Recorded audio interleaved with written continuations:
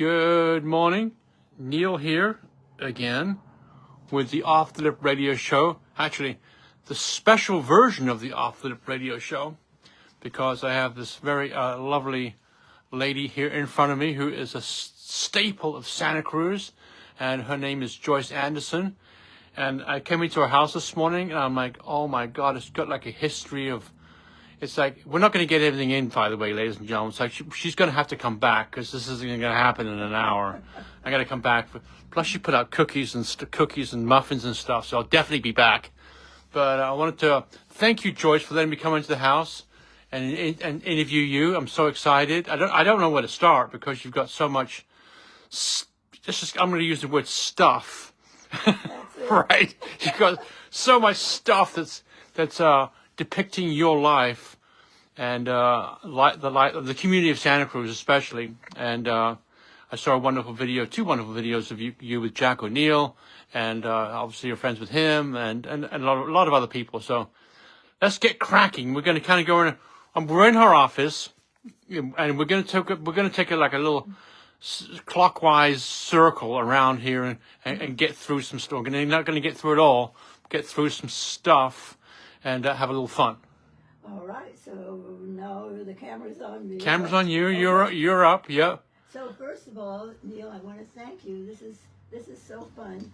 Usually I'm the one doing the interviewing on my TV show. Yeah. So I just want to welcome everybody to my this is my office.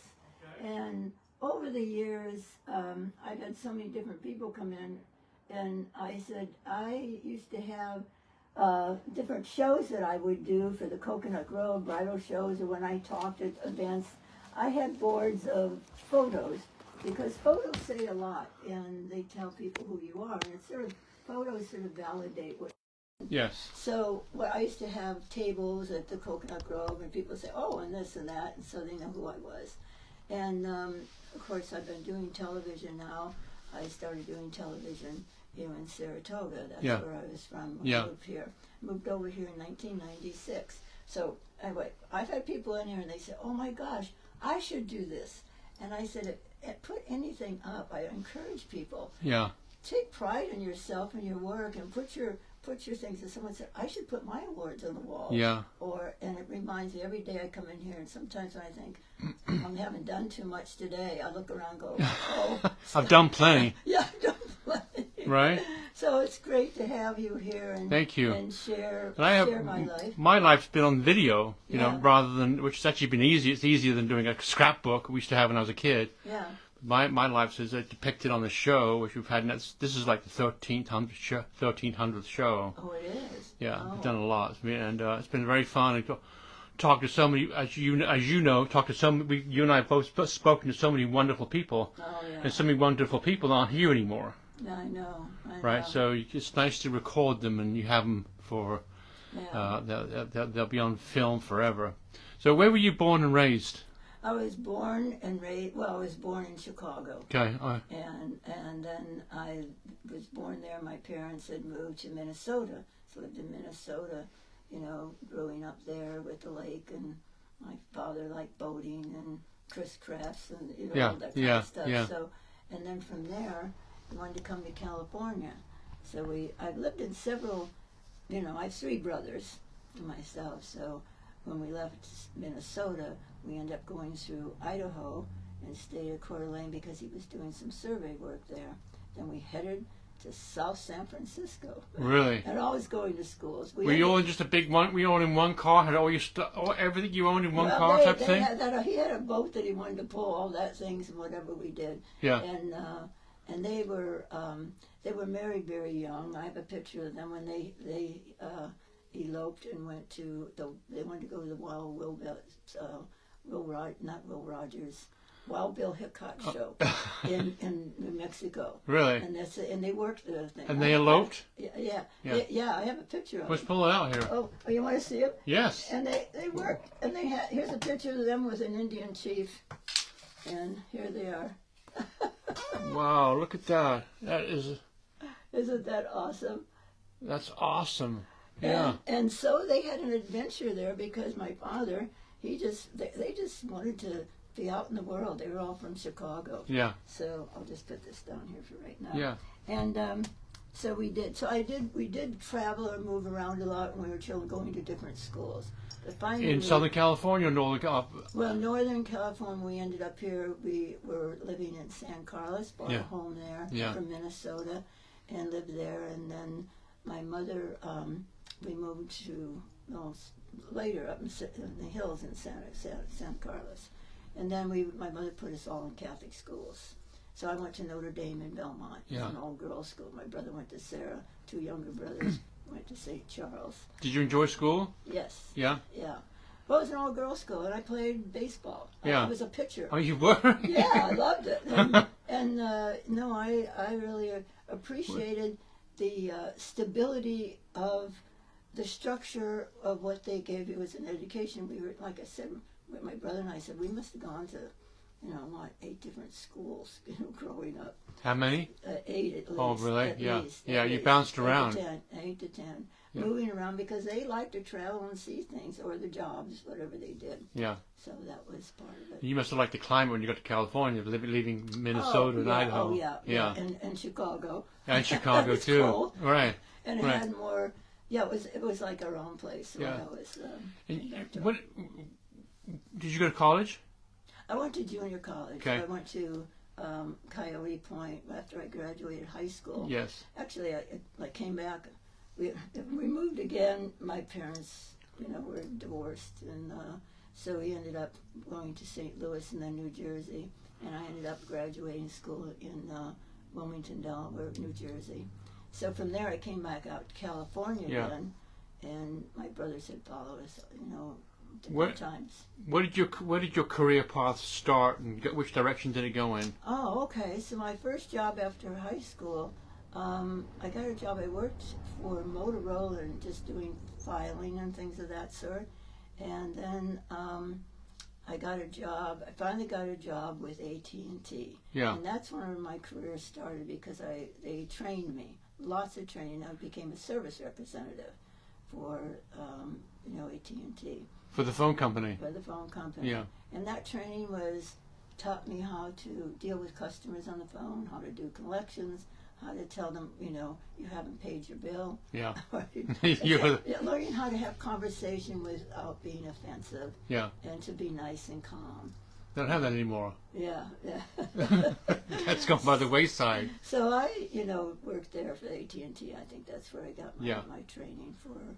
And then, we're trying to go back to different decades, but I think after, I'm just going back and I'm trying to think, getting into Saratoga. My real career started when I moved there. I was in Sunnyvale, bought a home there, was married there, and there was a TV ad one time. And when I used to work, I did modeling. Yeah. And I wanted to become an airline stewardess, but I figured all that travel, they wanted me. No, I don't want to do that. Yeah. Yeah. So with the education, I just thought, I started doing some fashion shows and used to do some modeling for different designers. And then I ran into Marty Jones. And ran into whom? Marty Jones. Okay. And it was a modeling agency in Okay. the Valley. Yeah. So she hired me. She wanted me to be one of her instructors after I worked with her on several shows. But she was fascinating. She opened up a world to me. She worked for Ole Cassini in New York. And so she went to, and they had a charm school there. So I remember charm school. They had charm those back. schools always. They had those back in England, where I came Yeah, from. Yes, I know. I haven't heard that word, those words in a long time. A charm school. Charm school. Yeah. Young ladies went to charm school. Yeah. It wasn't cotillions. And anyway, I was just going to say that it was I'm trying to think of the 3 women that she was. The one that married Prince. Oh, can you stop a second? Girls and what they did and all their stories. Yes. I just absolutely loved it. Yeah. And she said, well, she's trained. She was tall, blonde. She was from Midwest, and she did her own thing too. Yeah. So I really appreciated how she trained me, because she wanted me to train, other people that came in, because being a charm school, it was also training young women to model. Yeah.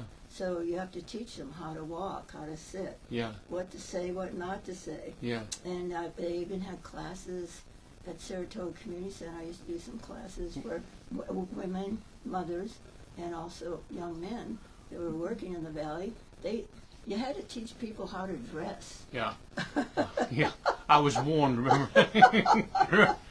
Neil, don't wear flip-flops today. Okay. Don't wear shorts. Okay. So that was my basic. That's all gone nowadays, right? Well, do you think it's gone? They still have modeling agencies. They still have, people that want to get into the movies. Yeah. And so there's schools and training for that. And if you want to have fashion, I've done hundreds of fashion shows. Yeah. I used to do events for the Fairmont Hotel in San Jose and St. Francis and San Francisco. Yeah. And all over the Bay Area. And then I got into bridal fashion shows. So, and you have to get the models and you have to train them. So it was part of my career. When you say you train them, what kind of training do you do? What kind of training did you do, and what do the models need to do? I think it's like if they're advertising, if they want to go and be interviewed, if they want a job and want to be in a show, the first thing the agencies will say, I have a show that they're, a film coming in town, they need models and extras. Yeah. But there's certain things you should wear, and there's certain things you should know how to present yourself. And that was the most important thing. So you say, here's how are you going to present yourself? What's the movie about? And so you have tell them about things to wear. Yeah. And maybe clothes they might have to have.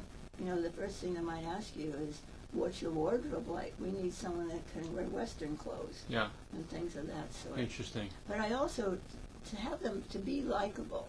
Yeah. And be personable. Pleasant. And pleasant. Mm-hmm. And smile and be that person. And don't chew gum and don't be, jumping around. Uh-huh. So also the training comes with teaching them to have, composure, have posture. And I always said there was two things, how to smile, how to walk, Yeah. and how to just carry yourself. Yeah. This is really important. So here in your office, as we sit here in your office, there's so much. I'm gonna stick with the word stuff. That's true. We're sticking with the word stuff. So let's take me coming in here for the first time. Yeah. Could you kind of give me a little idea of what's going on in here? Because it's very busy in here. Right. I mean, it's a small little room. You may not be able to swing a cat in here. I don't know. But it's small. But it's chock-a-block. I don't know if you've ever heard of that before. Yeah. It's chock-a-block with history. Yeah. Well, this is a small craftsman-style home. Yes. And it's here, so they have these small rooms, and there's no hallways.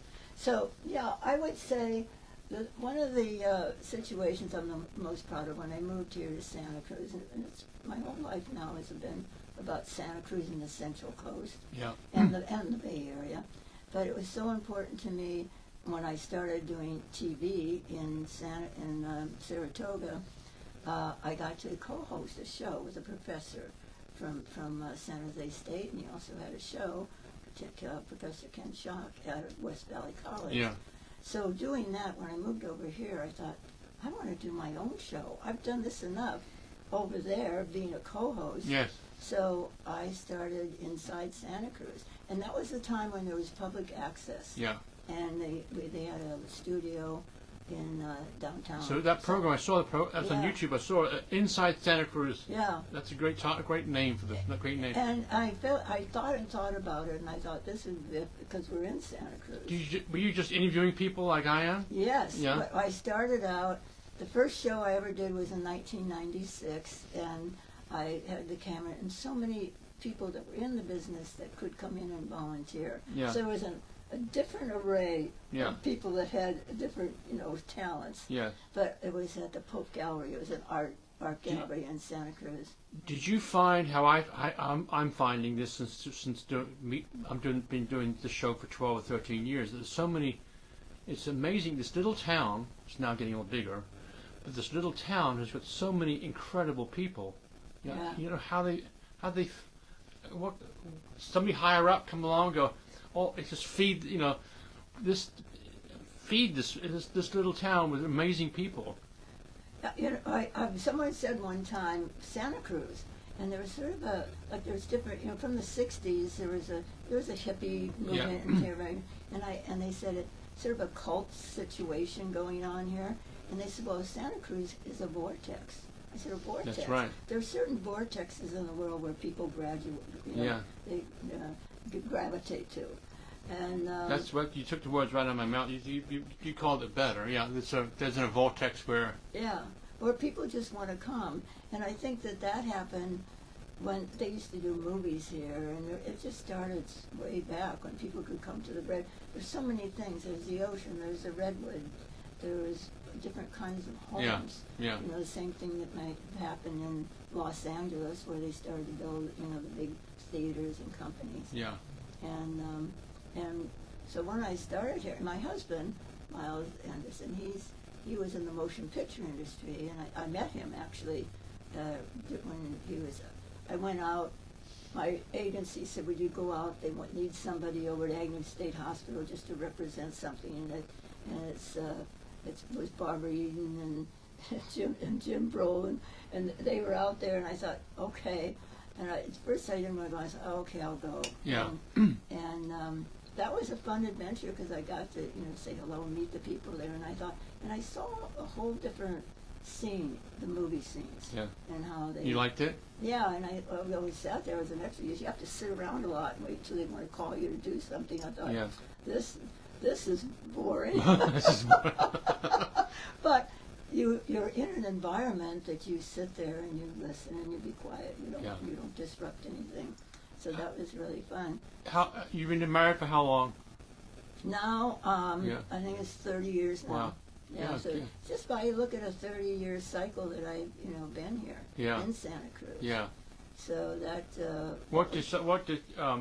Did the vortex get you and send you here, or how did you end up here? Well, how did I end up here? Go back to the '60s. Yes. Because my daughter's father, my first husband, his cousin was Neil Sedaka. He was a drummer, bongo player. Yes. And he used to come over here in Santa Cruz all the time because there were all the Brookdale Lodge, all the places that had bongo playing and the music, and we knew a lot of people. That was an era when everybody said, even dentists smoke pot.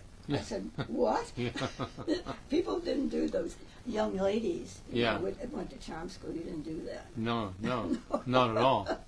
So, but that was an eye-opener. And I like being over here because, you know, there's the ocean. Yeah. You know, and there's the boardwalk and all that sort of thing. You know, how and long? The musicians, meeting all the people that were. And I think Santa Cruz is coming back. I love that they have. Tammy Brown was a good friend, and we filmed her a lot. But we go to the Kumba Club, and there's the jazz, and there's the music. And years ago, there was when I first came in here when at 18 coming out to the area, I met Dave Garb from the Kingston Trio. And I loved that because everybody danced at his place. Yeah. You know, and all the kids would come around from Stanford and things. And so there I got to meet one time some guy came in to talk to him, and he says, well, Dave says, well, we have a business meeting. And I said, well, who was that guy anyway? Oh, his name is Chris, and he spells it with a K. And I said, oh, and I met him. And it was Chris Christopherson. Yeah. And they're all cruising around at that time. You know, it was all about Tijuana jail and, you know, that whole vibe of that era. Yeah. So. Did you stay off to the sidelines? No, I was there to meet dancing, and that's where I met my husband. Oh, okay. There, and he had a friend that was Miss Palm Springs, and I got to know her and all that. Did you ever get involved in politics in town? Oh, here? Yes. Oh my goodness. Yeah, I would say once you get into, like, Fred Keeley, I've interviewed him a lot. Yes. And Zach Friend, I adored him. He actually emceed one of my fashion shows here. He did, yeah. One time, and Bruce McPherson. Yeah. You get to meet the people, and when I did the TV show, I was very interested in women helping women, because very few women were hosting their own show and being the director or producer in the business. So I really, that part, I did a show called Women in Business. And I thought, there's so many women here in Santa Cruz. They have little dress shops, so they run the dye For sure. everything. Yeah. And they're artists. So let's promote them. And that was one of the things I like to do in Saratoga, was to promote women who had talent, Yeah. but no one ever gave them a voice. You know, they sat and painted and did things, or they have big gallery Yeah. showings. Things are different now, huh? But it's more Absolutely right. Things are different. way different right now. It's more Oh, more of a yeah. level playing field, right? Yeah. Yeah. I mean, one of my first people I met here was Ed Penniman. Yeah. You know, and yeah. he was a very well-known artist. Yeah, he And was. so I yeah. would have him on my. Actually, I had what I did in my show. I thought, well, I didn't know a lot of people, but I wanted to have guest speakers. And Bruce Bratton, when I was over in San Jose, they said, contact Bruce Bratton. He's over here, Yeah. and have him on the show, and he'll connect you, Yeah. because he knows everybody. And I said, okay. And he was great, you know, to meet him. I had him as a co-host. I had, I'm trying to think, and Ed Penniman as Mhm. a co-host. And also, I'm trying to think of the actor that was here that used to be on General Hospital. And I took acting lessons, Ralph Peduto. Okay. And Ralph Peduto was on General Hospital. General Hospital was, you know, my daughter went to Saratoga. That's what we did, is watch General Hospital almost every day with all our friends, because we only lived like 2 blocks from the school. Yeah. But so skipping around to that, I thought, well, all these different men, then they brought their interests and their connections. And then I started having women, because in the fashion, I wanted to know who are some of the women designers. I used to know a lot in San Jose, and I was chair of the designer circle one Yeah. time. And so I'd have them come on. And then I'd do the bridal, people that I knew that did bridal shows. I'd have models come in, and they model some of the bridal shows. Wow. And I Yeah. loved doing that. Yeah. And- yeah. A couple of things you pointed out when I first came in here was that photograph of you there with Clint Eastwood. Oh yeah. That, Right? Can you grab that one? Is that possible to Oh sure. just I'll get this here. Yeah. let's put this one? So what happened? Yeah, this is dust it off a little bit. Clint Eastwood, a couple of years ago. For 22 years I worked for the Coconut Grove. Yeah. I did all the fashion shows. So when I started filming, I interviewed a lot of people, and Yeah. so I met. I hired someone at the Coconut Grove at the Red Cross with Janae, and then she asked me if I would film the event that they were doing there, and it was great because Clint Eastwood it was for the 30-year anniversary of the Monterey Bay Marine Sanctuary. That Yeah. was 24. Yeah. So that's when I first met him. I had seen him around or been in his places before, but I never had a chance to interview him. You get a chance to chat with him for a little bit? Yeah, well, I interviewed him, and at the time, Christina, his girlfriend at the time, Cantera, she's passed away now, Yeah. but I interviewed both of them, and they were delightful. Yeah. And Yeah. he was so nice. And, Yeah. and it was and he was supporting the Marine Sanctuary. As a matter of fact, I'm going to skip to, I'm working with the Carmel International Film Festival. Right and now? Yes, Yeah. and on their board, and the Janaea and the people from the Marine Sanctuary are going to be in it, because they have a video that Clint Eastwood narrated about his time being, in the Army in Monterey, and Yeah. how he crashed his plane in the ocean. He had to swim to safety. and Wow. He had wonderful stories, and Yeah. they're going to air that at the film festival. Wow. So interviewing him at the time, Yeah. and I had been. Did you know he was someone special? Well, yeah, because of his movies, Yes. all through the years, all the movies he's made, Yeah. and then knowing that he lived right here, and I've been to his restaurant. I know people that worked for him, and the producer that I'm working with right now, Lawrence Rock, he worked for Clint Eastwood for 10 years, Wow. producing. Yeah. So you have all the stories and all the histories, For sure. and most of the people that had connections with him. Yeah.